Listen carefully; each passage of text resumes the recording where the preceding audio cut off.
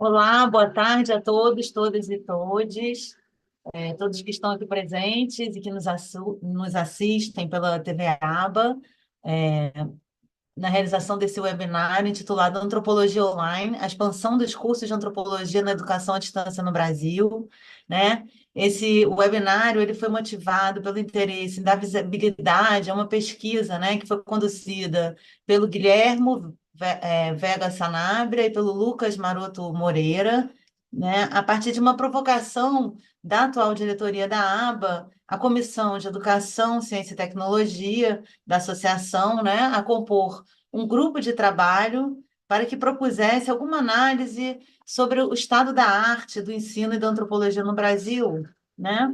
Tendo sido em meio a essas provocações, identificado uma certa proliferação de cursos de antropologia na modalidade online, né? Cursos de formação ou cursos de especialização à distância, né?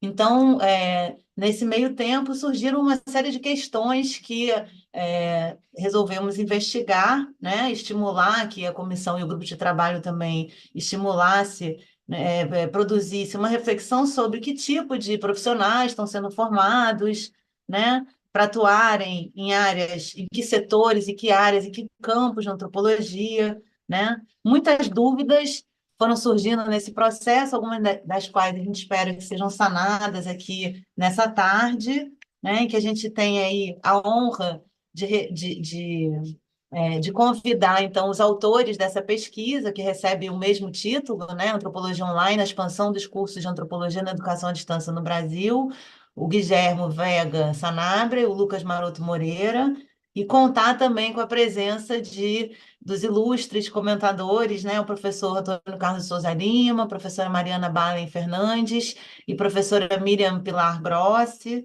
né, que nos agradecer muito a presença de todos aqui, né, na promoção desse debate tão importante, nessa reflexão, né, com esses nossos convidados que certamente têm larga experiência e reflexões, né, em questões atinentes ao ensino e à profissionalização da antropologia no Brasil. Então, muito obrigada pela presença de vocês. Vamos dar início, então, às falas, começando com os autores da pesquisa, o Guilherme e o Lucas, que vão apresentar para a gente sucintamente os resultados e depois a gente passa a palavra aos comentadores, tá?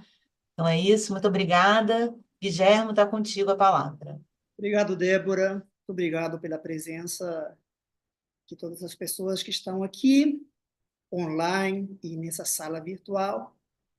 Eu gostaria de começar agradecendo à diretoria da ABA, que teve a feliz iniciativa de provocar esse trabalho que hoje a gente tem possibilidade de apresentar aqui, e especialmente pelo entusiasmo da professora Andrea Zuri, da professora Sônia, da própria Débora, que está aqui presente, e, em geral, de toda a diretoria, assim, cujo apoio, certamente, a gente não poderia ter levado à frente esse trabalho, que aproveito para dizer, eu receio que seja apenas o começo de uma longa discussão que a gente tem pela frente, diria, de início, que nós temos agora a vantagem de, pela primeira vez, nas discussões que a gente tem, essa longa história das discussões que a gente tem na aba sobre o ensino de antropologia,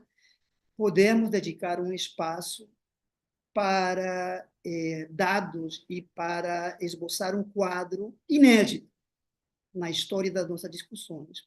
Nós temos uma longa tradição de reflexões sobre a história da antropologia, sobre o ensino da disciplina no país, mas, via de regra, elas têm se referido, pela própria história da disciplina, aos cursos de pós-graduação, na virada do século XXI, na década de 2000, também pelo momento que a gente começou a viver com a criação dos cursos de graduação em antropologia, algum espaço, mínimo ainda, do meu ponto de vista, comparado com a pós-graduação, os cursos de graduação ganharam, mas, de fato, é a primeira vez, pelo menos até onde meu conhecimento me permite afirmá-lo, que nós temos dados sobre os cursos de antropologia na educação à distância e, como veremos a partir dessa conversa, referido a um nível educacional que poucas vezes tem merecido a nossa atenção, que é a pós-graduação lato sensu, que é justamente, como veremos, a faixa onde esses cursos na modalidade online têm crescido de uma maneira surpreendente. Com isso, já dou um spoiler da nossa apresentação. É realmente surpreendente. A boa notícia é que nós temos como entender por que e de que maneira isso vem acontecendo. Então, para não demorar muito, e antes de passar a palavra a Lucas, eu vou adiantar apenas, apontar, aproveitando que poucas semanas atrás, no início do mês de outubro, foram publicados os primeiros dados do Censo da Educação Superior no Brasil, que é um trabalho precioso feito pelo INEP todo ano, e que nos oferece um quadro atualizado, permanente, da configuração do sistema de educação superior no Brasil. É importante essa informação, porque é nesse quadro geral da configuração do sistema de educação superior no Brasil que é possível entender o que o Lucas, na sequência, apresentará. A emergência e crescimento dos cursos de antropologia na modalidade à distância. Então, para a gente ter uma ideia desse quadro geral da educação superior no Brasil, é importante apontar que, das 1.580 instituições de educação superior no Brasil, segundo o censo, 87,8%, ou seja, 88%, são instituições particulares, correspondendo às instituições públicas a um pouco mais dos 12%. 88%, 12%. A diferença entre rede privada e pública. Nessa distribuição, as universidades representam, as universidades incluindo públicas e privadas, representam quase os 8%. O resto corresponde, sobretudo, a faculdades. E faculdades, vocês podem imaginar, são majoritariamente da iniciativa privada. E, por uma razão de interesse particular para todos nós, nessa rede, nesses 8%, que somam todas as universidades públicas e privadas do Brasil, é importante notar que as 69 universidades federais, às quais muitos de nós pertencemos, mal chegam aos 3% do total.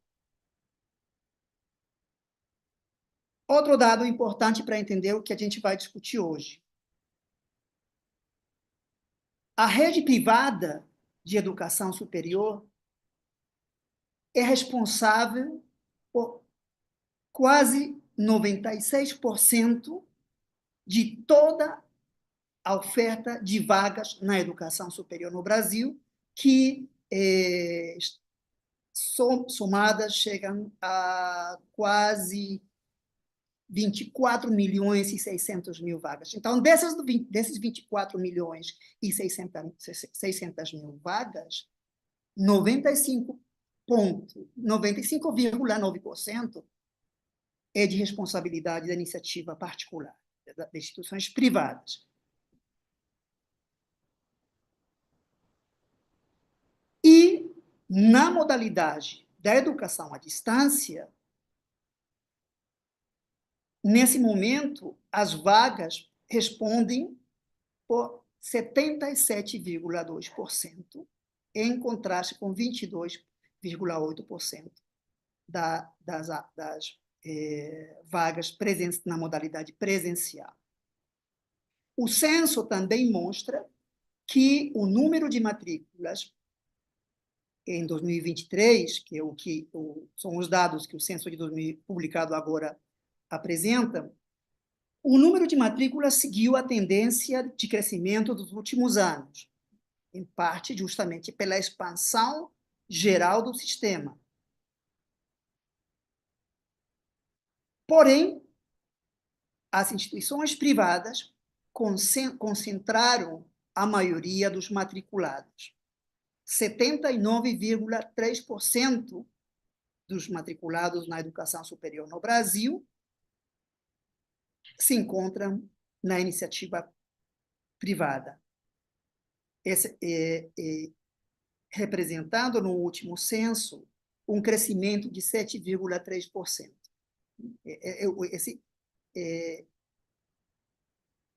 Enfim. Já as instituições públicas respondem, melhor dizendo, por pouco mais dos 20% do total de matrículas, né? Registrando-se no último censo uma ligeira queda de 0,4% entre 2022 e 2023, que são os dados que apresenta o censo. E, por último, para frisar apenas um argumento que aparecerá daqui em diante na nossa fala, embora eu tenha me referido a dados do último ano do censo, no que diz respeito à educação à distância, o próprio censo de 2024 apresenta dados que mostram que o número de ingressos em curso de graduação por modalidade de ensino, nos últimos 10 anos, isto é, em 2013 e 2023, coloca uma clara, nítida distribuição a favor da educação à distância, representando a educação à distância 66,4% do total de ingressos em cursos de graduação. Sendo que, nesse período de 10 anos, as matrículas, o número de ingressos em curso de graduação em modalidade presencial representa apenas 33,6%. Esse é o quadro geral segundo o Censo da Educação Superior no Brasil, e é nesse quadro geral que nós devemos pensar e tentar entender a oferta de cursos de antropologia na educação à distância, notadamente, como nós apresentaremos aqui, os cursos de especialização, isto é, os cursos de pós-graduação lato sensu. Lucas, com você.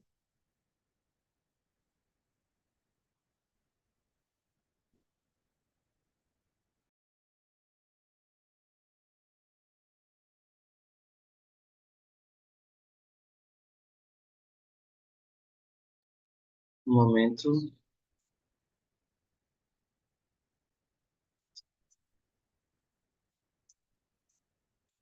Bom, obrigado, Débora, pelas apresentações. Agradeço a todo mundo que está aqui para escutar a gente hoje. Eu gostaria de dizer que é uma alegria estar com vocês nesta tarde para a gente debater os resultados dessa pesquisa que o Guilherme e eu estamos desenvolvendo desde outubro do ano passado, com apoio da diretoria da ABA. E hoje a minha apresentação visa, em algum sentido, complementar um pouco dessa discussão iniciada pelo Guilherme, com base no último censo do ensino superior, ao apresentar dados recolhidos numa plataforma digital do Ministério da Educação, que se chama EMEC, sobre cursos de pós-graduação lato sensu em antropologia no Brasil em 2023. Eu já adianto que essa pesquisa nos trouxe algumas surpresas, e a primeira delas foi a descoberta de uma alta oferta de cursos de especialização em antropologia, especialmente em comparação com a oferta de cursos estricto sensu, tanto na graduação quanto na pós-graduação.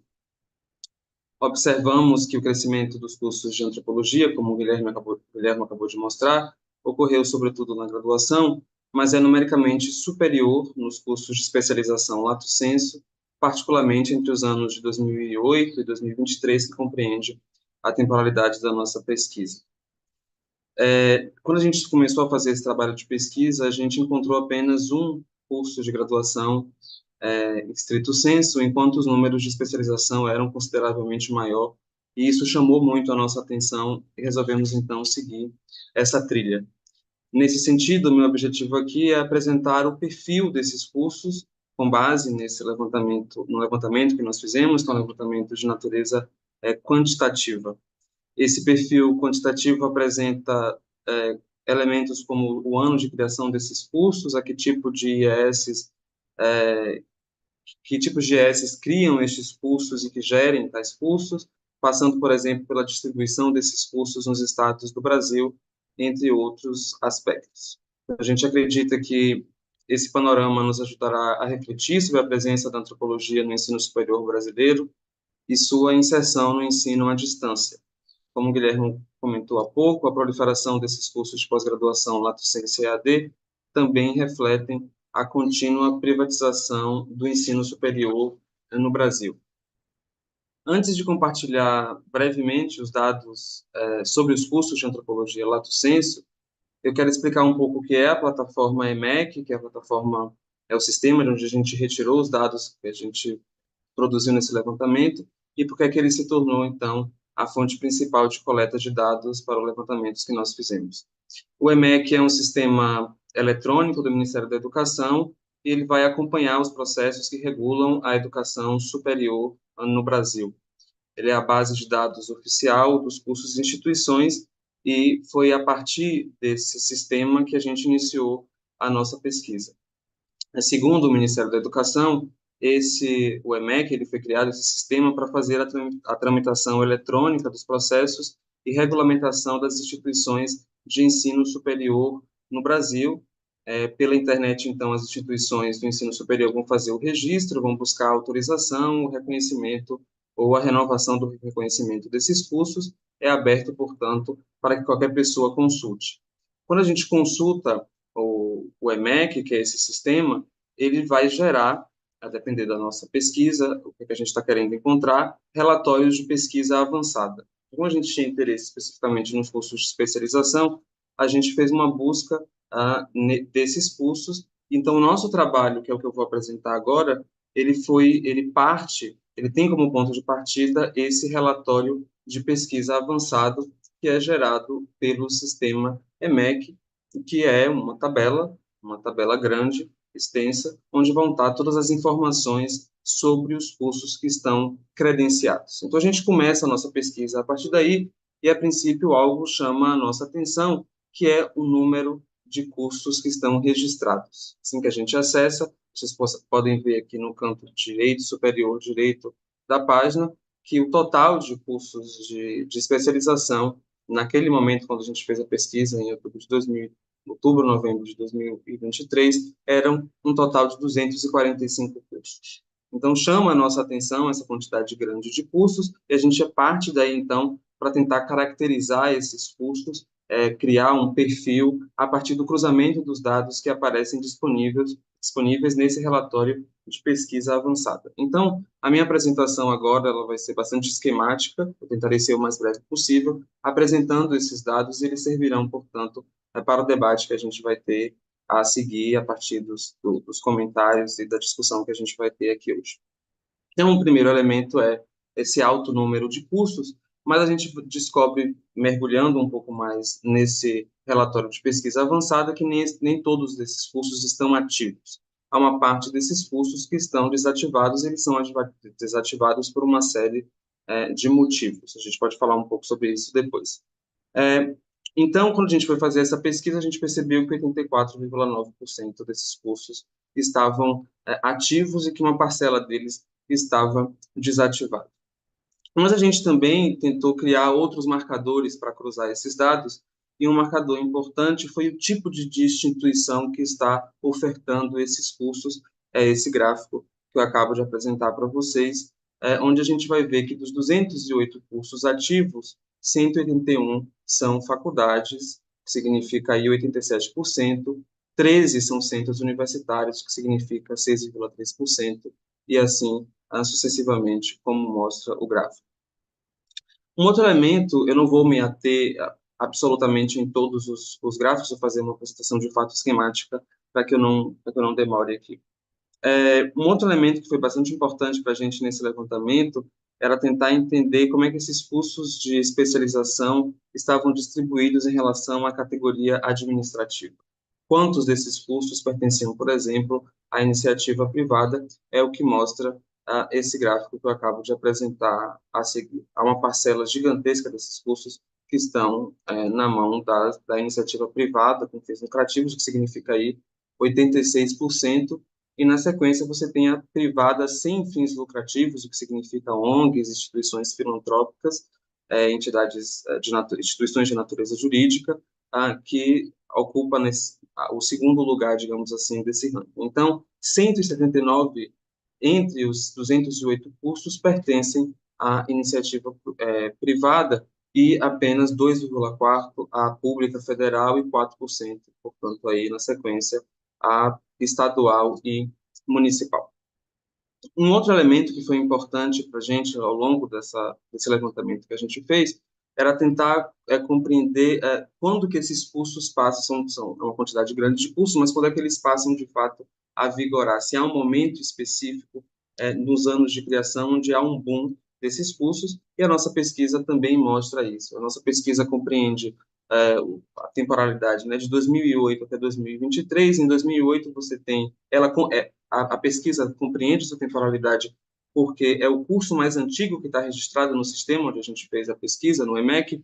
Então, a primeira seria em 2008 e a última em 2023, quando a gente está realizando a pesquisa. Então, você vai ver aí que em 2008 você tem um curso criado e entre 2019 e 2022 você tem um boom que faz com que essa curva cresça consideravelmente. Em 2022 você tem a criação de 78 cursos.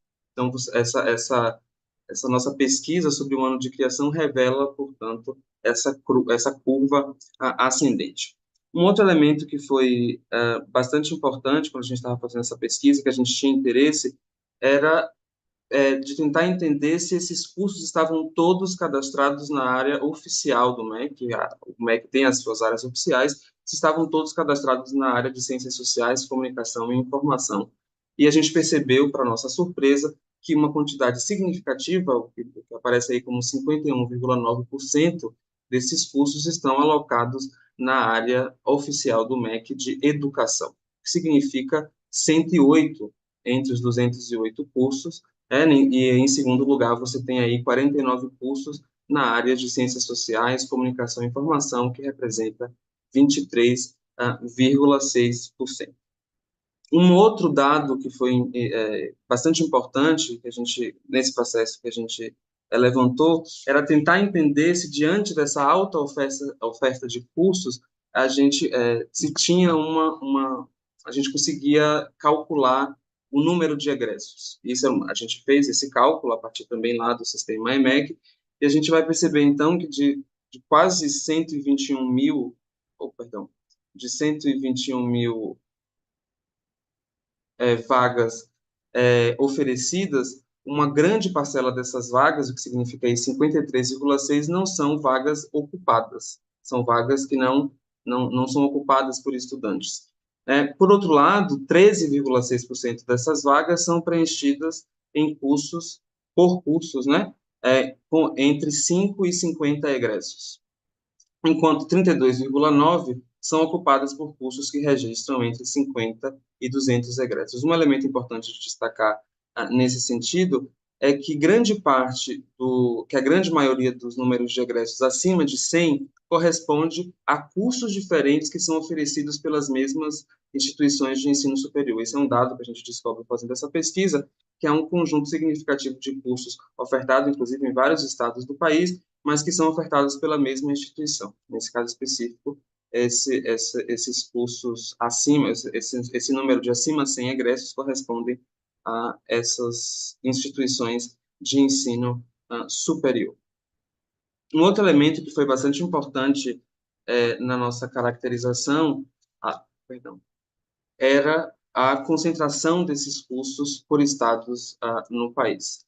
A gente conseguia essa informação também, e ali a gente vai perceber que há um número significativo, aqui a gente não tem números, mas tem um gráfico que consegue representar isso muito bem, que a região sul, sudeste e o centro do país abocanham, digamos assim, a grande maioria dessas ofertas, tendo um número significativo no estado de Minas Gerais.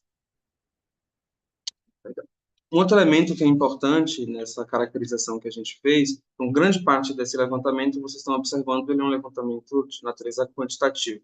Mas ao longo da nossa pesquisa, a gente também sentiu a necessidade de talvez fazer umas investidas mais qualitativas. O que significava, por exemplo, perceber que antropologia era essa que estava sendo vendida, qual era a matriz curricular desses cursos, qual era a denominação desses cursos. E aqui eu trago uma amostra só para que a gente observe um pouco o que é que está sendo oferecido como curso de antropologia. Você tem desde da denominação antropologia exclusivamente, como antropologia brasileira, antropologia e fundamentos da educação social, há cursos que nos seriam mais estranhos, digamos assim, como a iconografia cristã em antropologia ou antropologia e desenvolvimento cognitivo.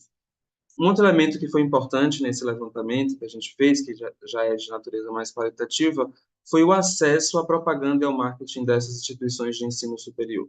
Eu tinha bastante dificuldade, por exemplo, de encontrar matrizes curriculares desses cursos, e eu entrava em contato por meio de redes sociais, de e-mail, e a partir desse contato eu tive acesso à propaganda que é feita. Eu acho que pensar um pouco na propaganda que eu tive acesso ajuda a traçar esse perfil que a gente está querendo mostrar aqui hoje. Geralmente, esses cursos são oferecidos em custos bem baixos, tem uma série de propostas que são oferecidas, do tipo acessibilidade, você pode assistir os nossos vídeos em qualquer lugar, você pode fazer o curso em tempo recorde, entregamos o seu certificado sem que você entregue um trabalho de conclusão. Enfim, eu acho que esse é um elemento importante também, né, para apresentar aqui na caracterização que a gente está fazendo desses cursos.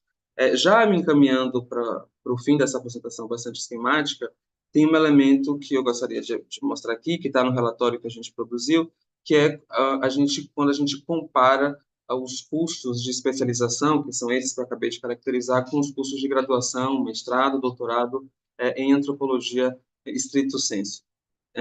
Esses dados que a gente vai mostrar aqui agora são dados que cruzam os dados que a gente encontrou lá no EMEC com o documento de avaliação da CAPES de 2019, de antropologia e de arqueologia, mas também com as pesquisas que o Guilherme tem feito desde de 2020 sobre os cursos de graduação exclusivamente em antropologia, e aqui a gente consegue ter uma visão bastante clara sobre a progressão da criação desses cursos e a diferença dessa progressão em relação ao curso de especialização EAD Lato Sensu em relação aos outros cursos, tanto de pós-graduação, mestrado e doutorado, como os cursos de graduação estrito sensu. Aqui a gente tem um outro gráfico que mostra essa curva, que é uma curva grande, ascendente, quando se trata dos cursos de graduação, perdão, os cursos de especialização EAD, e que ele é mais constante no caso da pós-graduação e dos cursos de graduação.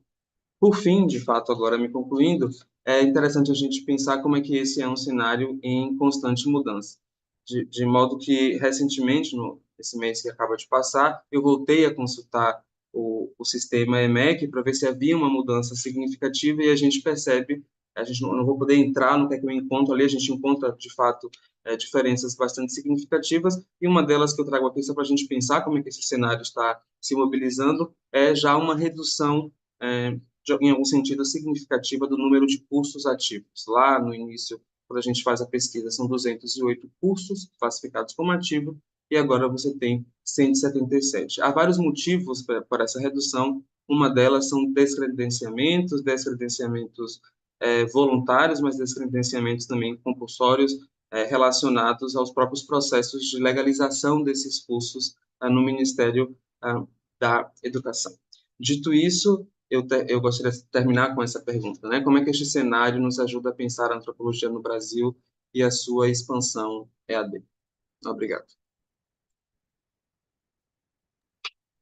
Muito obrigada, Lucas e Guilhermo, pela síntese que vocês nos apresentaram. Então, vou passar os comentários na ordem aqui do nosso cartaz. Primeiro, o professor Antônio Carlos Souza Lima, por favor. Bem, boa tarde a todas as pessoas presentes. Eu queria agradecer pelo convite, pela oportunidade da leitura. Eu estava bastante curioso, sobretudo sobre o dado que me parece que se desconfigurou, né, da graduação. Queria me congratular com a diretoria da ABA, né, pela iniciativa de provocar esse trabalho e parabenizar aí o Guilherme e o Lucas pelo trabalho, né? Que eu acho que traz algumas coisas que são muito importantes para a consciência dos profissionais da área, a começar pelo significado da presença do ensino privado, de forma mais geral, na vida educacional e pública brasileira. Alguma coisa que se desdobra desde os anos da ditadura militar. Boa parte do que hoje, por exemplo, a origem da Estácio de Sá, da UESA, e outras universidades dessas foram universidades de militares, né? Implantados durante o período da ditadura e que, inclusive, amealhavam cursos que, na verdade, não interessavam a eles em absoluto, na perspectiva de virar universidade, o que dava, naquele momento, uma série de vantagens comerciais e operacionais a uma faculdade. Então, eu gostaria que vocês anotassem isso e considerassem, no rol das perguntas que vocês colocaram, inclusive, o porquê um mesmo programa em diversas supostas faculdades diferentes. Essas universidades eram criadas exatamente pela fusão de diversas faculdades. E, em geral, nessa fusão, eles descartavam esses cursos de menor interesse. Eu fazia parte de um curso de arqueologia, que foi comprado pela Estácio, que durou até muito mais do que o de museologia, que também foi comprado, funcionou e foi descartado, né? Quando ela virou universidade e substituiu por cursos de fato lucrativos. Mas isso cresceu muito, né, nos anos, sobretudo, dos governos do PT, com um conjunto de financiamentos, né, como o FIES, como o ProUni, todas essas maneiras pelas quais houve um estímulo bastante intenso à ampliação do setor privado, que eu acho que, como vocês bem localizam, ele é um setor. Débora, por favor, quando faltar uns 2 minutos, me dá um toque, tá? Ele é um setor hegemonizado por grandes grupos. Eles foram se maximizando ao longo do tempo, entendeu? Foram sendo vendidos. Um processo que a gente vê no mundo capitalista de forma mais geral. Não, é um negócio muito rentável, sobretudo dependendo do curso que se tem. O problema é que, às vezes, as regras impõem ter mais cursos do que aqueles. Então, se tem uma carteira de cursos fictícia, na verdade, que vai sendo desmontada, às vezes, ao longo do tempo, né? Por isso, talvez, essas desativações, etc. Eu acho que o relatório é uma excelente primeira iniciativa de investimento aí sobre esses dados, mas eu acho assim que para mim ficou um pouco confuso certo tipo de coisa. Por exemplo, vocês lidam com os dados da EMEC, induzidos pela Secretaria de Regulação do Ensino Superior, né, a trabalhar sobre eles. Que eu saiba, até hoje não há nenhuma obrigatoriedade, a obrigatoriedade desde 2014 do registro na EMEC dos cursos de especialização lato sensu. Mas não há nenhum processo equivalente ao que é o processo para pós-graduação estrito sensu. Uma avaliação de entrada e uma avaliação de permanência. Então, não há credenciamento. A portaria do MEC, que regula lato sensu, que é de 2018 e ainda vale, e se vocês entrarem numa coisa que vocês usam, que são as frequent asked questions, né? Se diz claramente, não tem credenciamento. Então, no EMEC, você registra, é a universidade que é credenciada, não o curso. Há um registro. O EMEC está registrando, mas ele não credencia. A universidade precisa registrar para ela, a universidade, ser credenciada e poder oferecer. Mas não há uma varredura por parte do MEC ou do INEP ou de nenhuma instância. Me corrijam se eu estiver errado. Mas, olha, lendo, eu procurei para lá e para cá, e como eu dei muito parecer para a criação de cursos de especialização na UFRJ, já com essa portaria que regula, que é de 2018, e já com a obrigatoriedade de registro, não é credenciamento. Então, eu acho que tem uma confusão que talvez não esteja na cabeça de vocês, mas está no texto para o leitor, pelo menos para a minha leitura. Pode ser que o erro seja todo meu. Então, assim, do que eu conheço, credenciamento é basicamente para pós e para pós estricto e para graduação, né? Lato sensu registra, mas não credencia ou descredencia. É a universidade que precisa, é a instituição que oferece que precisa estar credenciada. Né? Às vezes, muitas vezes, por exemplo, instituições que têm curso, têm processos formativos, mas não podem oferecer diploma em áreas como, por exemplo, fitoterapia, acupuntura. Vocês vão dizer, isso é saúde, é diferente. Mas tem homologias nesse terreno resvaladiço aí nessas coisas. Eles precisam se associar a uma entidade que seja ou uma faculdade ou uma universidade credenciada para poder emitir um diploma.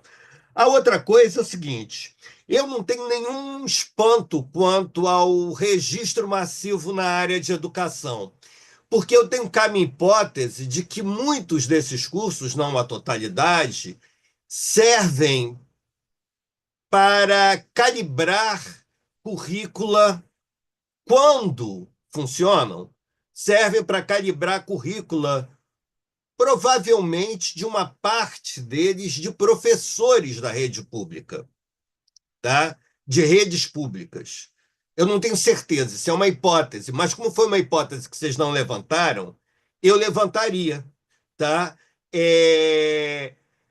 Em algumas redes, eu não sei se vocês têm claro que, por exemplo, nos institutos federais de tecnologia, uma pessoa pode, com título de mestre, ganhar a mesma coisa que um professor com título de doutor numa federal, tá?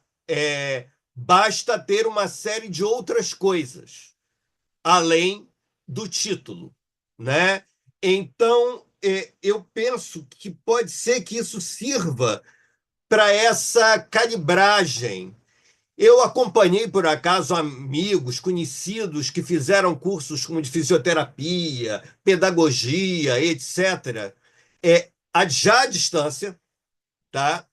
De graduação, às vezes com segunda ou terceira graduação, para engrossar currículo, e que se matricularam, sobretudo, e aí eu acho que é uma observação importante que vocês fizeram, da história dos cursos que não pedem trabalho de finalização, preferidos muitas vezes por essas pessoas que estão engrossando o currículo. O que não é impossível também que, de fato, também haja uma busca por assessores de federações de agricultura, de assessores de empresas minerárias, de mineração, quero dizer. Não é impossível. Tá? para saber o que, afinal de contas, essa tal de antropologia é. Mas eu acho que é diferente. Provavelmente alguns entram em podem ser contralaudistas, mas atualmente a gente não está precisando de. Eu não vou olhar a coisa aqui embaixo, não, Guilherme, senão eu não falo. Você responde depois. É, o, o, há um tempo atrás era isso, o currículo de pessoas que eram notórios contralaudistas, era isso. Hoje em dia a gente tem pessoas formadas em grandes universidades que passaram, saíram e viraram contralaudeiros, né? E a gente tem todo um mercado de trabalho de pessoas que se formam nas federais, nas estaduais, etc., com pós-graduações de excelente qualidade, mas por necessidades de ciclo de vida, de momentos, buscam trabalhos em consultorias, etc. e tal. Voltando aos cursos de especialização, eu acho que pode ser praticidade de registro, entendeu? Pode ser aquilo que a instituição quer agregar, por isso jogar na educação. Pode ser o público que ela quer chamar, tá? É, Eu levantaria essa hipótese, né? O que seria muito interessante era conseguir chegar, o que eu acho que, claro, nesse primeiro investimento não seria possível, a quem entra, por que entra e quem sai e o que faz com aquilo, né? Numa escala mais micro, né? Para ver se, por exemplo, essa pletora de cursos registrados, mas nem sequer às vezes implementados, não são parte de uma estratégia da instituição para se manter no mercado e ganhar dinheiro em outros campos. E para dizer que tem um leque. Pelo menos para virar a universidade, era preciso dizer que tinha um conjunto de cursos numa série de áreas diferentes, das humanas, biológicas e da vida, etc., e exatas e tecnológicas. Tinha que ter uma quantidade X para cada um, né? Uma outra coisa que eu acho que é bastante importante, e eu sabia também disso, é que, no caso dos cursos das áreas de direito, de psicologia, de medicina, né, há um controle muito forte das corporações sobre essas ofertas de curso, o que não quer dizer que não sejam oferecidas coisas trambiqueiras. São, né? Aliás, muita coisa trambiqueira dessas áreas e de outras vai bater na CAPES e barra. Essa é a diferença. Tem que a CAPES funciona, e por isso a CAPES foi tão visada.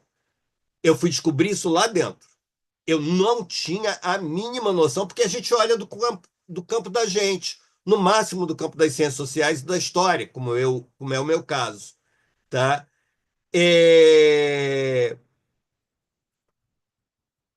Eu só fui me dar conta lá dentro do quanto esse espaço é disputado, porque ele libera o acesso à pós-graduação stricto sensu, ou barra, né? Cria critérios, etc. e tal. No meio dessa minha estadia lá, baixou a regra da EAD, e a CAPES teve que regulamentar. Já existiam, nas áreas negociais, sobretudo, cursos stricto sensu EAD, seria interessante olhar isso também, se for para comparar.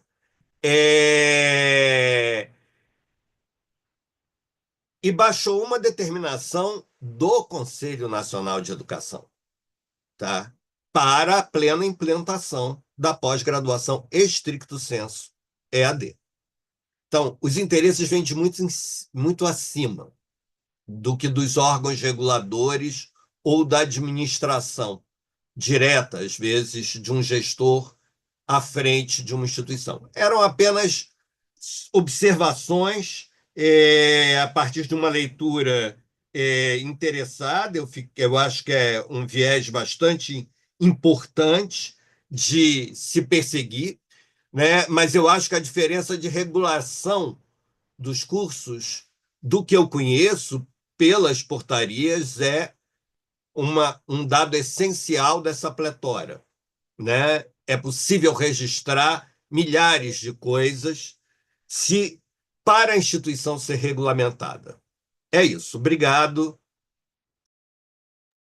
Muito obrigada, você, Antônio, pela presença, pelas considerações. Eu vou passar direto, então, para a professora Mariana Balen, por favor, fazer suas considerações. Depois, no final, a gente devolve para o Guilherme e para o Lucas. Muito obrigada, Débora.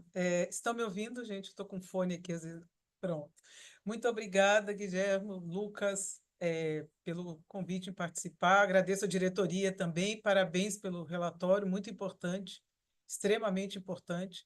É um prazer também estar com Débora, com Antônio Carlos e Miriam. Gostaria de fazer algumas ponderações, considerando também o diálogo que eu estou tendo no Comitê de Inserção Profissional, que eu acho que tem tudo a ver com isso que a gente está colocando. Inclusive, o próprio relatório aponta algumas sugestões e estratégias, né, da atuação dos diferentes comitês, comitês de laudo, comitê de inserção profissional, comitê de ética, e o próprio comitê, né, que vem encabeçando esse relatório, que é o que Guilherme propõe. Bem, eu vou fazer alguns comentários muito do que eu venho dialogando internamente no Comitê de Inserção Profissional, de questões mais éticas, metodológicas, conceituais, talvez. Enfim, pensando também em algumas estratégias, né? Pegando o gancho do próprio relatório. A primeira questão, vamos pensar, é a própria ideia de EAD, né? Para onde está indo o EAD e para onde, consequentemente, está indo a antropologia, né? E aí algo mais geral, mais contextual, político, pensando essa questão do ensino à distância, que não deveria distanciar, apesar do nome, né? Então, toda essa questão envolvendo esse distanciamento, que não deveria ser, apesar de ser educação à distância, né? E principalmente para a antropologia, que preza tanto a aproximação, o diálogo com os grupos com os quais a gente faz interlocução, que isso é algo que eu vou falar daqui um pouquinho mais também, com relação, talvez, a uma resposta diante da presença massiva do EAD e como é que os próprios grupos também absorvem isso e trazem algumas alternativas nesse sentido. Isso sem falar na questão da atuação profissional, né? E a nossa preocupação dentro do comitê com a questão da formação, da qualificação, né? E vamos dizer assim, o próprio conflito envolvendo a elaboração de editais, né? Para a contratação de antropólogos. Bom, bem, acho que o EAD sim é possível, mas ele não dá conta de todas as lacunas, isso a gente sabe. Então, não adianta colocar tudo na conta do EAD, né? No sentido de que, sim, a distância ela acontece, mas a gente não pode ampliar mais ainda, né, o acesso, a impossibilidade de acesso de certos grupos e de certas comunidades de se inserirem dentro da educação superior. Acho que tem a ver também com a questão de protagonismos, que é algo que é importante também da gente considerar. As universidades estão mudando, as pessoas estão se aproximando, pelo menos as públicas, e aí tem a grande diferença, né? Bem na contramão dos dados que foram postos, né? A ampliação das instituições privadas e o ensino EAD, né? E como que as instituições públicas elas vão agregando, absorvendo cada vez mais um público diferente, justamente por conta do presencial, que é um direito, né? O presencial ele se torna um direito. Bom, acho que com relação a nossas discussões dentro do comitê, o nosso comitê, gente, o Comitê de Inserção Profissional da ABA, ele é composto por diferentes colegas de diferentes áreas de atuação, Ministério Público Federal, IFAM, MDA, INCRA, né, DPU, Defensoria Pública da União, etc. Então, a gente tenta pensar muito a partir desses lugares, né, fora, entre aspas, fora da academia, mas preocupados também na interlocução com a academia, né? Bom, a formação, então, é uma das principais preocupações da gente, contexto de produção técnica, o que é exigido, né? E o que é, vamos dizer assim, solicitado na hora da contratação.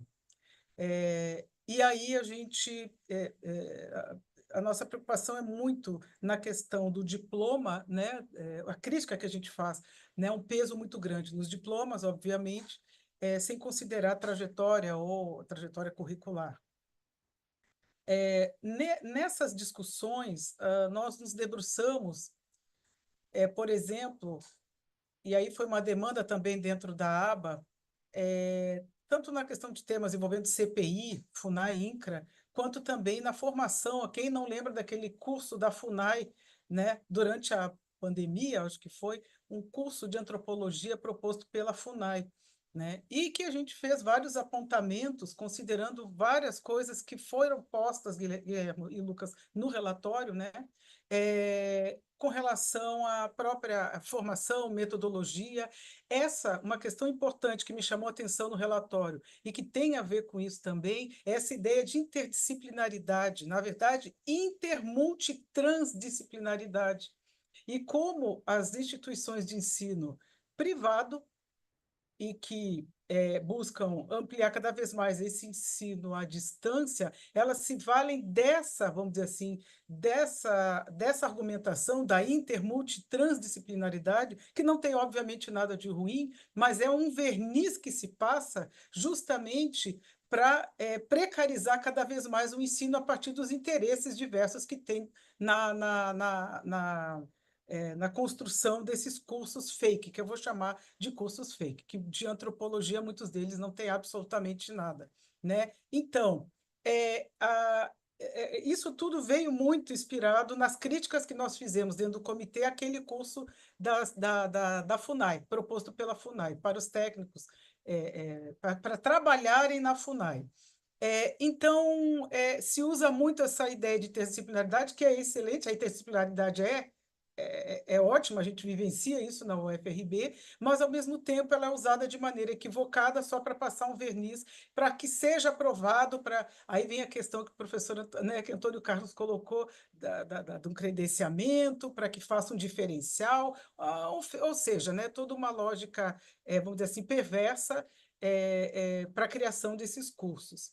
E que não tem a ver, e aí vem uma outra questão importante também, não tem nada a ver com o nosso comprometimento ético, com o próprio o Código de Ética da Antropologia, porque muitos dos argumentos de criação desses cursos se valem muito do juízo de valor. Se a gente pegar, por exemplo, o próprio exemplo desse curso da FUNAI, e que não, vamos dizer assim, não consegue argumentar tecnicamente, até em termos de conteúdo e disciplinas, né, de acordo com aquilo que a gente entende que é o papel da antropologia, ou que seja uma antropologia, vamos dizer assim, se não querem dizer engajada, mas pelo menos comprometida, que é algo básico, é um princípio para a gente nesse sentido, né? Então, são cursos que se valem, vamos dizer assim, de termos generalizados, porque eles se voltam para isso, né? Eu acho que aí sim é a fábrica de assinaturas para contralaudos.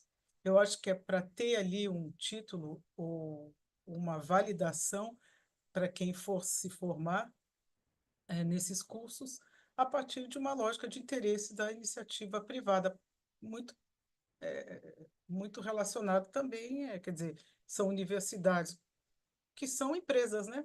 Na verdade, são empresas que formam, vamos dizer assim, mão de obra para esse fim. E aí a gente também se debruça no perfil, que eu acho que é algo interessante, que a gente pode também, talvez, pensar numa estratégia para analisar perfil de docentes e coordenadores de curso, né? E aí a gente acha diferentes perfis. Por exemplo, nesse curso da FUNAI, o coordenador era orientando, foi ex-orientando de um antropólogo bastante conhecido, né? Que nos deu já bastante dor de cabeça e que faz contralaudos. Então, tem toda uma, vamos dizer assim, uns bastidores por trás, né? Da contratação, do encabeçamento desses professores e de coordenadores desses cursos. Já na mão contrária, né? A gente tem, então, vamos dizer assim, um, ah, um outro movimento como uma reação dessa presença do EAD em diferentes cursos, principalmente depois da pandemia, que é a presença dos movimentos sociais auxiliando na construção de alguns cursos, inclusive de graduação, né? Como bacharelados, oriundos dos próprios movimentos. Isso vem acompanhando um desses cursos, a criação de um desses cursos, o PPC de um desses cursos, com protagonismo das lideranças dos povos tradicionais. E a grande questão que se coloca é como não distanciar, como fazer com que o presencial também faça parte do curso EAD. É aquilo que a gente sempre fala, o EAD ele não dá conta daquilo que o presencial possibilita. Então, ao mesmo tempo, as comunidades precisam desse acesso ao ensino superior. Foi o início da minha fala, que estava um pouco truncado, mas vem muito dessa outra demanda. Aí a minha questão, pensando também em acompanhar essas diferentes questões envolvendo antropologia, são esses atores. E como eles vêm absorvendo também essa demanda por formação em curso superior, tendo em vista que o EAD é talvez uma possibilidade, mas não é o mesmo EAD das instituições privadas, porque eles querem estudar nas instituições públicas. Então, como o EAD se articula em universidades que têm como foco as políticas afirmativas de inclusão, uma ocupação presencial, porque estar na universidade é um direito, as pessoas querem estar, né? E como é que o EAD, então, ele pode, vamos dizer, ele pode também ser acessado de maneira um pouco mais, vamos dizer assim, democrática, né?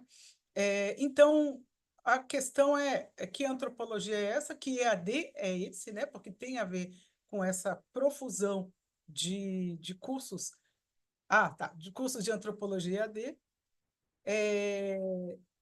considerando a mudança também do perfil de alunos das universidades públicas, isso acontece na UFBA, isso acontece na UFRB. Muitas vezes os alunos falam que querem que o EAD auxiliou, mas eles querem também fazer parte da universidade. Uma das palavras-chave para mim desse relatório é a regulação, é a barreira. Acho que o Antônio Carlos colocou algo nesse sentido, né? Como é que se barram certas coisas ou não, não no sentido de tirar a liberdade da antropologia, não é isso. E aí eu me alio também, junto a isso, a questão, né, da profissão, da regulamentação da profissão, que é uma demanda também, considerando formação, questões éticas, versus interesses privados, empresas, violências, perseguições contra os antropólogos, tudo aquilo que a gente sabe, e contra laudos, né? Achei muito interessante, até gostaria de saber mais, talvez, a questão dos diálogos interinstitucionais, né, entre a aba e séries.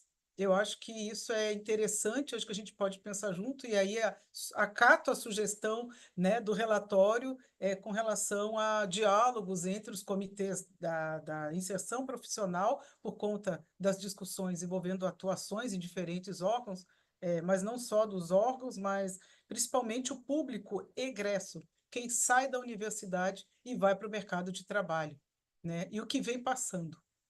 Por isso, toda a discussão envolvendo a regulamentação da profissão é, e, uh, e as diferentes demandas por cursos EAD que surgem não somente em prol de interesses privados, mas outros, como é esse exemplo que eu dei, né, oriundo, de um curso oriundo dos próprios movimentos sociais que estão auxiliando, inclusive, na feitura da matriz curricular, né? Eu acho que isso é também interessante. Eu acho que é isso, gente. Não sei se eu me fiz entender, mas são várias coisas. Eu tentei pular um monte de coisa, gente, aí me enrolei aqui um pouquinho. Mas agradeço.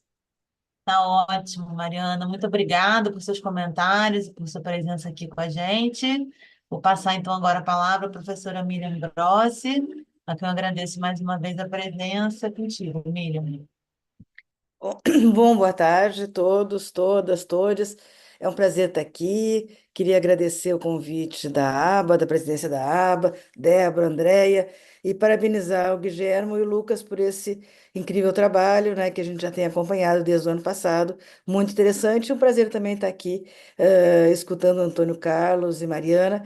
E eu vou tentar, como muitas coisas que eu tinha pensado de comentar sobre né, esse trabalho de pesquisa, esse relatório muito legal já foram abordadas pelo Antônio, algumas pela Mariana. Eu vou tentar falar um pouco de coisas ainda pouco exploradas do relatório. Primeiro, eu queria, a partir né, do relatório, dessa imensa pesquisa, e eu queria entrar, digamos, das coisas mais do curso, qual é a atração que esse curso tem sobre as pessoas, etc. A primeira coisa que eu acho que valeria a gente se perguntar é por que esse interesse tão grande por antropologia e pelos cursos de especialização. Eu acho que, acho que o próprio Antônio já colocou aqui algumas respostas em relação ao fato de desses milhões, trilhões, aqui não tenho os dados, né, mas que são muitas mil vagas que são oferecidas, e eu acho que isso não necessariamente significa interesse pela antropologia, todavia, eu acho que o fato, há sim digamos, uma propaganda e uma imagem da antropologia que é muito importante, para além só do que a gente começou a pensar, né, e para quem não acompanhou esse processo todo, eu acho que a gente começou a pensar nessa pesquisa que resultou nesse relatório, quando, né, se começou a receber notícias de cursos de antropologia cristã, antropologia teológica e coisas assim, e também começamos a receber demandas de alunos que estavam supostamente matriculados em curso de especialização, pedindo para vários ex-presidentes da ABA, membros da diretoria da ABA, para serem seus orientadores. Então, aquilo foi, digamos, tivemos um alerta, né, de que algo estava acontecendo nesse campo aí. Eu queria, então, retomar um pouco dados que eu acho que não se falou aqui muito desses cursos EAD e dessa amplitude de cursos. Então, primeiro, para dizer, eu acho que tem dados muito interessantes no relatório sobre também os cursos atuais de antropologia que nós temos, né, no Brasil, cursos de graduação, que são 11 cursos, sendo 10 em universidades federais e um na Uniaselv, que é uma universidade aqui de Santa Catarina, a EAD. Então, eu acho que. E aí é muito interessante, né? Os dados vão mostrando da diferença, né, de números de um curso para outro. Eu anotei aqui só um pouquinho, eu fiz um cálculo aqui de quantos cursos a gente tinha. Espera só um pouquinho.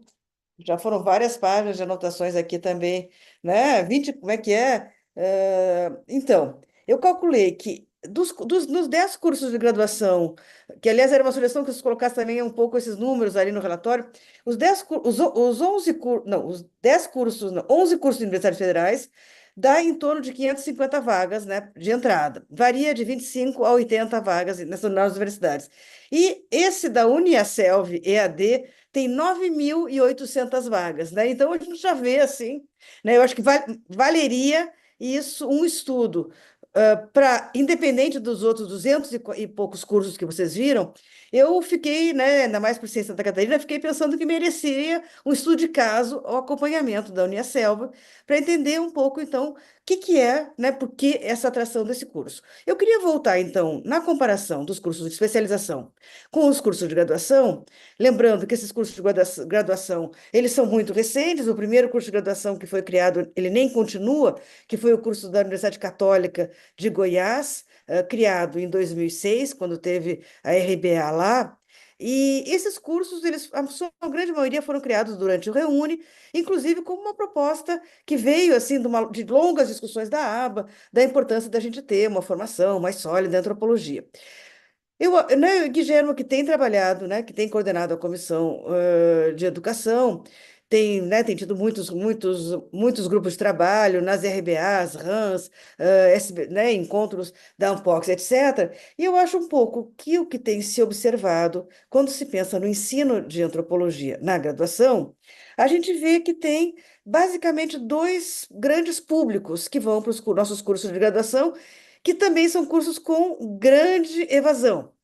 Por um lado, são os alunos tradicionais que entram em universidades públicas, jovens, 18, 17, 18, 19 anos, que têm uma certa atração meio vaga por antropologia. Muitos, como por exemplo aqui em Santa Catarina, vinham para o curso de antropologia através da série Bones, que eu, aliás, só fui ver depois como eles começou a ser recorrente, dizer, por que eu escolhi antropologia? Por conta disso, ou seja, uma ideia, né, da mídia de antropologia biológica, criminal, etc. Então, tem esses jovens, são poucos desses jovens que realmente sabem que é antropologia. Antropologia é uma coisa um pouco vaga, muitos vêm pelo que a gente pode chamar também dessas questões identitárias, pelas questões, né, de gênero, muitos alunos vêm para a antropologia para essas questões, e nós vamos ver um outro grupo grande, pelo menos aqui em Santa Catarina, que são de pessoas mais velhas, muitas vezes já com curso de graduação e muitas vezes já profissionais em meio de carreira, se não até pessoas já aposentadas. E essas pessoas vêm para o curso de antropologia muito mais, por um lado, aí já conhecendo a antropologia que nós fazemos enquanto ABA, enquanto Comunidade Antropológica Brasileira, mas vem também muitos como uma espécie justamente dessa especialização para aprender antropologia e depois se candidatarem à pós-graduação, seja mestrado, seja doutorado. Então, nós temos, assim, excelentes alunos no curso de graduação que ficam 1 ano, 2, raramente 3 anos, e fazem seleção para a pós-graduação, ingressam na pós-graduação e, portanto, nesse sentido, a graduação ela é muito eficaz, porque ela treina e ela dá uma base para as pessoas que querem fazer a pós-graduação.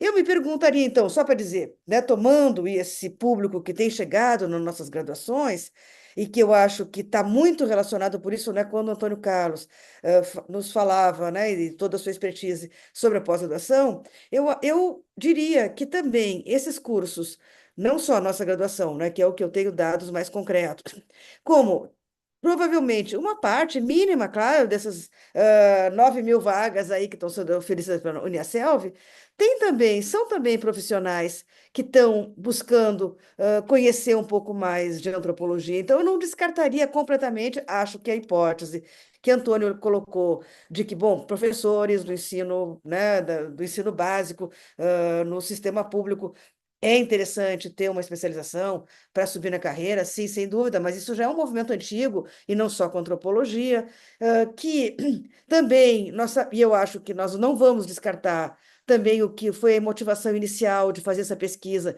que era uma procura grande, eu diria, mas o mesmo que fosse grande, ela não é de centenas de milhares de pessoas ligadas, sim, a grupos religiosos que têm interesses específicos, sobretudo nas áreas indígenas, em áreas que nós atuamos, né, também de forma mais direta. Provavelmente há também, eu acho que a gente não deve descartar.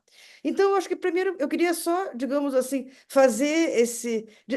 não jogar tudo fora e dizer que em algum lugar esses cursos devem ter uma formação residual e de atração para pessoas que não tiveram nas suas trajetórias de vida a oportunidade, aí eu retomo o que a Marana coloca também sobre a importância dos cursos EAD para determinados grupos, né, populações que não têm condições financeiras, sobretudo, e que moram em lugares distantes, etc., de acesso à educação superior, e eu não gostaria de descartar tudo, né? Dizer que tudo isso não serve, que nós temos que ser contra. Pelo contrário, eu acho que esses dados, eles estão mostrando todas as coisas que foram faladas aqui, e que eu acho que todas elas são pistas de pesquisas, e vamos aí, né, digamos, eu proponho que isso seja, digamos, esse programa, né, que está colocado, Guilherme, no final, para as comissões da aba, eu ampliaria esse programa de ações para vamos estimular nossos estudantes a fazerem pesquisas de iniciação científica, de graduação, de mestrado, doutorado, pós-doutorado, etc. Vamos estimular mais pesquisas etnográficas para nós podermos justamente termos dados, que é o que nos caracteriza enquanto antropólogos, nas nossas pesquisas, termos dados mais qualitativos, mais de trajetórias de sujeitos que fazem os cursos, seria um primeiro caminho. Um segundo caminho, e que eu acho que a gente teria também que investir, lá no final do relatório, há uma proposta de também, quem sabe, a gente recolher mais dados, a aba, né, dos seus associados, se fala em dados sobre vínculo religioso, etc., mas eu faria, digamos, essa pesquisa com a nossa comunidade antropológica um pouco mais ampla, porque eu gostaria de saber, efetivamente, quem são os professores e professoras desses cursos. Esses cursos, eles vêm de alguma empresa norte-americana, global, que vende para cá e eles são aplicados tal como lá? Não. Eles são feitos por uma central de cursos de alguma dessas grandes corporações de ensino no Brasil? Sei lá, não sei. Eu acho que nós teríamos que primeiro, então, entender, e eu acho que o caminho que vocês fazem no relatório, que eu achei muito interessante, pelo menos a comparação de dois dos currículos de dois desses cursos, me pareceu interessante alguns dados, né? Claro que dois são só dois nessa imensidão que vocês viram, mas eu acho que aí sim valeria um trabalho maior comparativo dessa matriz curricular.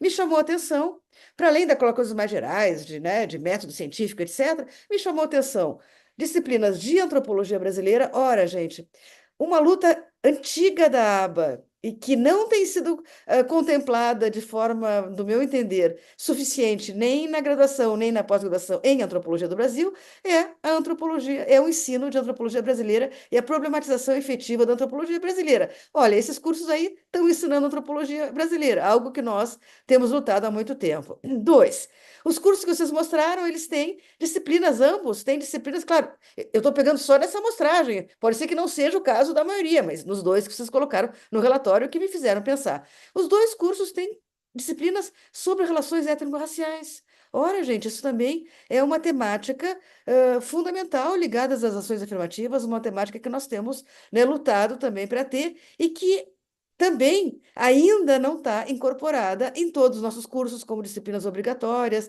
etc. Parece que em algum lugar é como se esses cursos, né, já seguissem algumas das recomendações que nós estamos dialogando há muito tempo. Mas, já então vou encerrando, Débora, mas é interessante que, por exemplo, né, eu vou puxando a brasa para o lado de gênero, que é o que eu trabalho. É interessante que a palavra gênero não aparece nos currículos do curso. Então, não há a discussão sobre diversidade de gênero, orientação sexual, sexualidade, etc. Há um deles que tem uma disciplina lá de família, sociedade, etc. Tá, talvez no item família se possa incorporar, claro, provavelmente essa questão. Mas então, é interessante de ver isso, quer dizer, que temas que são colocados. Bom. Eu queria, né, eu acho que a questão da regulamentação, reconhecimento, acho que o Antônio já colocou muito bem, eu assino totalmente embaixo. Eu acho que o fato desses cursos existirem não significa que o MEC esteja, digamos, que eles sejam reconhecidos enquanto cursos válidos, etc. Tem todo aquele I ali, não sei mais em que página eu anotei aqui, que diz que só depois de 50% do curso em andamento, que ele vai ter que fazer o seu pedido. Então, muitos cursos nem chegam lá a fazer esse pedido, né, de realmente serem regulamentados, etc. Por fim, eu queria só, por último, dizer, assim como a gente estava falando sobre isso, dos alunos, eu acho que a gente teria que também pensar sobre os professores, né? Dizer assim, isso vem de cima, mas será que não tem que ter? Eu não sei como funciona, eu gostaria também de saber mais na operacionalidade, porque, em geral, tem um tutor, né, que tem que responder as questões. Então, quem será que são esses tutores dos cursos EAD, que é prática? Os cursos que eu coordenei como gênero de diversidade na escola, os tutores eram pessoas super importantes, eram mestrandos, doutorandos, né, da área de gênero que atuavam, então era era um trabalho que dava uma bolsa extra. Será que são nossos alunos de graduação, que estão atuando como tutores nesses cursos? Será que são nossos alunos de pós-graduação que estão sendo professores também por conta da crise que a gente está tendo aqui, nesse momento de emprego e etc.? Então, eu só queria, digamos, né, abrir mais aí as questões, em vez de fechar nas recomendações, novamente parabenizando por essa incrível pesquisa. Eu realmente assim gostei demais de ler e de aprender com ela, de achar que eu acho que está aberta aí uma proposta de longo prazo, de acompanhamento mesmo, porque eu acho que não é só uma questão pontual, né? Como o próprio Lucas disse, lá no início parece que já está diminuindo, e é muito interessante de ver ali naqueles gráficos que efetivamente foi em 2020, até 22 que teve o boom. Claro, a gente sabe, foi o momento que estávamos todos em frente às telas, mas que agora está diminuindo. Então, eu acho que é um trabalho de acompanhamento. Acho que valeria a gente criar um observatório do ensino de antropologia no Brasil, ligada à ABA, evidentemente, à Comissão de Educação, porque eu acho que é uma questão, assim como a gente costuma fazer isso para a pós-graduação, através da avaliação quadrienal da CAPES, como nós não temos isso para graduação e especialização, que seria, né, que eu jogo aí no bojo das graduações, eu acho que valeria sim a gente refletir um pouco mais nisso, criar mecanismos e instrumentos para comparar isso a longo prazo. Bom, muito obrigada.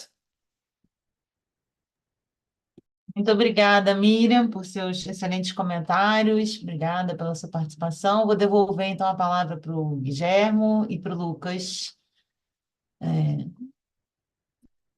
para agora reagir, né, aos comentários. Lucas, você quer fazer algum comentário, fazer alguma consideração adicional? Eu vou fazer só dois comentários bem breves. Eu acho que eu concordo com a Miriam de que essa oferta ela não deve ser compreendida apenas do ponto de vista problemático e de que ela apresenta de alguma forma, que esse cenário apresenta de alguma forma um interesse pela nossa disciplina. Eu acho que o nosso trabalho de alguma forma vai um pouco nesse sentido. Quer dizer, essa oferta não é em si problemática. Por outro lado, e agradeço, obviamente, a todos os comentários que foram feitos aqui, anotei vários deles, e nós tentaremos incorporar na medida do possível o que a gente vem fazendo. Por outro lado, eu gostaria de fazer um comentário, não exatamente contrapondo, mas pensando junto com o Antônio, sobre a questão do credenciamento e descredenciamento desses cursos. De fato, a nossa fonte principal foi o EMEC, a gente não encontrou outra fonte que organizasse esse material. Eu concordo que o EMEC ele tem a função principal de registrar esses cursos. Entretanto, quando a gente faz uma busca sobre esses cursos dentro da plataforma, cursos que existiam, que deixam de existir, aparecem como descredenciamento voluntário ou descredenciamento por ato tal. Então, de alguma forma, isso pode ter gerado alguma confusão na maneira como a gente apresentou esses dados. Não é. Vou observar de mais perto, digamos assim, a partir dos seus comentários. Você me permite uma partezinha? Ver se no caso dos descredenciamentos por ato tal, não é o descredenciamento da instituição Yes. e não do curso. Agora que você comentou, eu pensei nisso. Ele aparece lá marcado em vermelho e pode estar marcando o descredenciamento da instituição e não do curso. Eram esses os comentários. Agradeço a todos. Obrigado, Lucas. Eu apenas queria... Bom, eu queria fazer alguns comentários mais gerais. Evidentemente, muitos dos assuntos que a gente vem encontrando no último ano, eles não estavam na agenda inicial, né? Eles não estavam na agenda e não faziam parte da demanda inicial da diretoria da ABA, mas como não podia deixar de acontecer, as preocupações e as demandas elas foram se transformando à medida que o próprio trabalho ia avançando, de maneira que hoje nós temos aqui muito trabalho pela frente. e o que a gente vai fazendo, identificando novas tarefas, conforme nossas conversas e nossos públicos também vão se expandindo. De toda forma, fica aí realmente uma tarefa pela frente para a próxima diretoria e para todas aquelas pessoas que, como nós aqui, nos interessamos por esse tipo de discussões. E essas discussões, creio eu, que elas nos interessam por muitas razões. A primeira delas, claro, por razões que nos dizem respeito de maneira imediata a pessoas como as que estamos aqui, o ensino e a configuração da disciplina no país. Mas me parece que a gente não pode perder de vista que essa discussão sobre a EAD também é uma excelente porta de entrada para discussões mais gerais sobre o sistema de educação superior no Brasil e sobre o Sistema Nacional de Ciência e Tecnologia, de maneira que é isso que para nós chega como uma discussão inicialmente sobre o ensino de antropologia, rapidamente ganha outros contornos e nos coloca de frente com uma agenda que diz respeito à universidade pública no Brasil, ou, dito de uma maneira mais ampla, à universidade no Brasil e ao Sistema Nacional de Ciência e Tecnologia. Evidentemente, também, encarar essa tarefa dessa maneira nos obriga, conforme mais dados empíricos e uma pesquisa de mais fôlego, nos obriga a rever certos pressupostos que têm nos acompanhado ao longo dos últimos anos nessa discussão. Então, nós temos, felizmente, bibliografia e estudos acadêmicos e pesquisas de excelente qualidade sendo feitas no Brasil, que mostram que, por exemplo,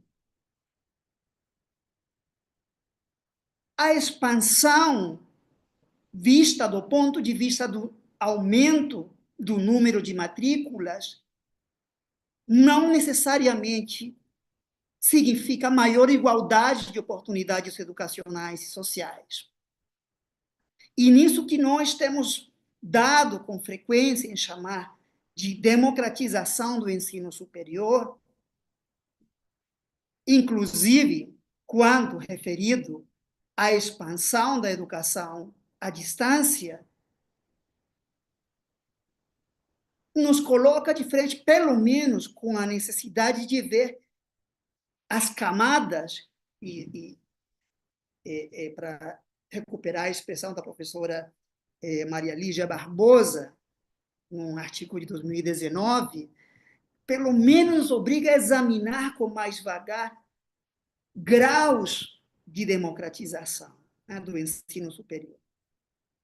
Porque essa literatura e essas pesquisas estão nos mostrando, inclusive, ou especialmente, quando se trata do aumento e a expansão da educação à distância, que características como a origem social, a raça e o sexo ainda são um fator muito relevante na definição das trajetórias sociais e das trajetórias educacionais.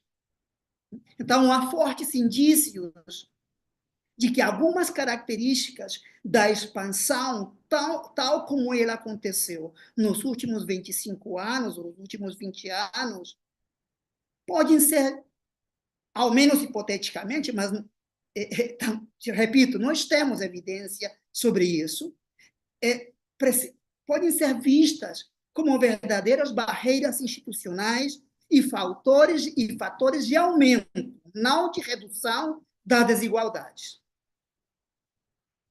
E a educação à distância é uma arena absolutamente sensível para pensarmos nesse sentido.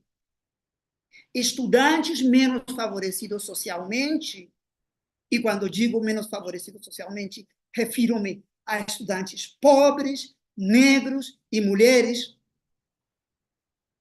são encaminhados para setores, para modalidades, para instituições e para cursos menos prestigiados do sistema de ensino. As evidências nessa direção começam a ser pesquisadas no país, tornando o debate sobre a democratização do ensino superior um ponto essencial na construção de uma agenda para a aba e um ponto essencial na nossa agenda política na busca de uma sociedade mais justa. E há um assunto que é absolutamente importante nos cursos da EAD. Tem a ver com a regulamentação, porque tem a ver com a qualidade. Equacionar aumento de vagas e de matrículas com democratização nos coloca diante dos problemas suscitados por uma expansão sem qualidade. Expansão sem qualidade, de novo, significa reproduzir desigualdades sociais históricas e significa continuar condenando os menos privilegiados a uma educação de segunda ou de terceira classe, não importa se essa educação é presencial ou, como a característica do nosso sistema educacional mostra, se a educação passa a ser à distância. Repito, educação sem qualidade reforça desigualdades entre pessoas, entre cursos, entre instituições e entre regiões. E eu queria colocar chamar atenção nessa dimensão mais objetiva das características do sistema de educação superior, mas não queria deixar de chamar atenção para outros elementos que poderíamos considerar agora subjetivos. E esses elementos subjetivos, vocês colocaram a importância de continuar, de fazer trabalho de campo, de fazer uma pesquisa mais qualitativa. Concordo em gênero, número e grau, porque é essa pesquisa que vai nos revelar isso que eu estou chamando agora de elementos mais subjetivos do predomínio da educação à distância, tal como a vemos nesse momento. Porque esses elementos que eu vou chamar de elementos subjetivos se misturam aos elementos objetivos para nos colocar de frente ou para nos arremessar num quadro ainda mais desafiador. Pelo uso de tecnologias educacionais e de dispositivos eletrônicos mais baratos e de maior alcance, a educação à distância parece cumprir de maneira mais eficiente a promessa de interatividade. Ela pode responder em tempo real às expectativas e às demandas dos seus clientes, dos seus consumidores, ou, se vocês preferirem, dos seus estudantes. E não é à toa que muita dessa publicidade, que a gente não teve tempo de mostrar, insiste tanto na ideia de estudar onde você quiser, quando você quiser, e de insistir tanto na flexibilidade. Relacionado com esse elemento da flexibilidade está o caráter personalizável das interações, que, nesse caso, equivale a dizer o caráter personalizável da educação. Repito, posto que se trata de flexibilizar, de adaptar, de adequar os produtos às necessidades de cada estudante, eles estariam ao alcance de todo mundo, para cada um, como diz uma propaganda, fazer do seu jeito. Ou, pelo menos, para que mais pessoas passem a fazer do seu jeito, mais pessoas que ficam fora dos meios convencionais da educação presencial. Se os processos, as rotinas e os produtos educacionais podem se tornar cada vez mais flexíveis, personalizados, significa que eles funcionam como tantos outros produtos que compramos por aplicativos, aplicativo de transporte, de comida, para deixar nos exemplos mais nobres. E, finalmente, outro elemento que me parece importante ali, nesses elementos subjetivos. A mercantilização da educação superior, amplamente apontada pelos especialistas da área e pelas pesquisas feitas no Brasil nas últimas 2 décadas, supõe também converter os cursos, os diplomas e outros produtos do nosso trabalho educativo em mercadoria, o que torna inevitável, nesse modelo mercantilizado da educação superior, a busca pela mais-valia e pela ampliação do mercado, que é o que acontece com o que você já apontava, dos monopólios e das fusões como uma marca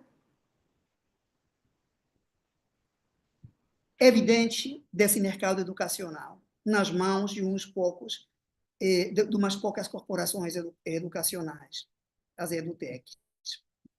O capital se movimenta no setor educacional também. E nisso, a educação à distância tem se mostrado absolutamente eficiente. Sem qualquer ironia e figuras de linguagem à parte, a pergunta que temos que fazer diante desse quadro é: a que preço? Se, como tantos outros, em tantas outras áreas na educação superior brasileira nesse momento, os cursos de antropologia viram mercadoria, então precisamos saber urgentemente, como a gente coloca no relatório, o que é que literalmente está sendo vendido como antropologia. Vendido como antropologia pelas grandes corporações que dominam o mercado da educação superior no Brasil e que dominam o mercado da educação à distância. Haja vista um modelo de negócio que originam todos esses cursos e suas práticas pedagógicas e didáticas, a gente tem que se perguntar, tem que continuar indagando como é que essas práticas pedagógicas, didáticas e essas modalidades educacionais garantem o ensino e a aprendizagem de uma disciplina como a antropologia. Como esse fenômeno impacta a configuração da formação e, como Mariana apontava, do exercício profissional da antropologia no país, se é que impacta de alguma maneira. Então, como eu disse no início, temos um enorme trabalho pela frente. Trabalho com relação à regulamentação da educação à distância e dos cursos online. Muito trabalho de pesquisa. E, claro, um trabalho extraordinário de lobby no legislativo e em outros âmbitos do Estado para enfrentar o lobby gigante das grandes corporações que também atuam no campo educacional.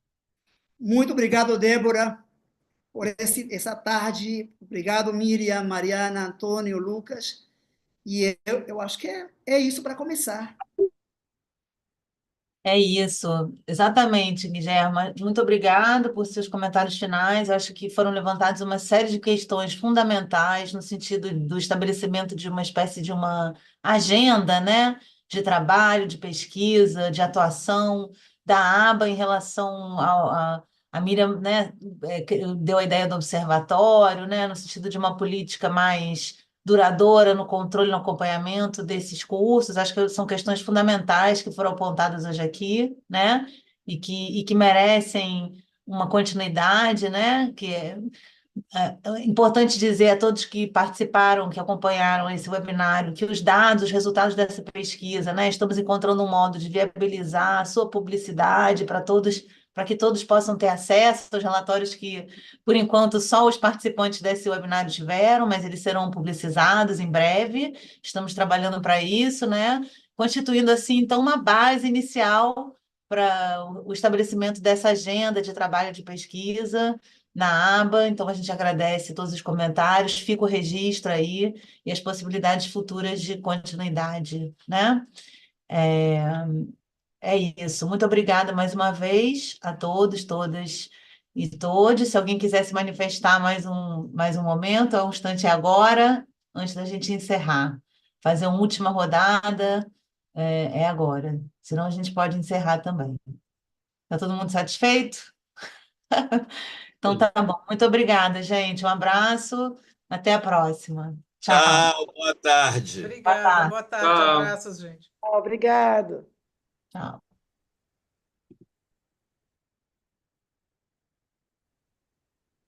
Guilherme, eu mandei para vocês os documentos que eu mencionei. Eu acho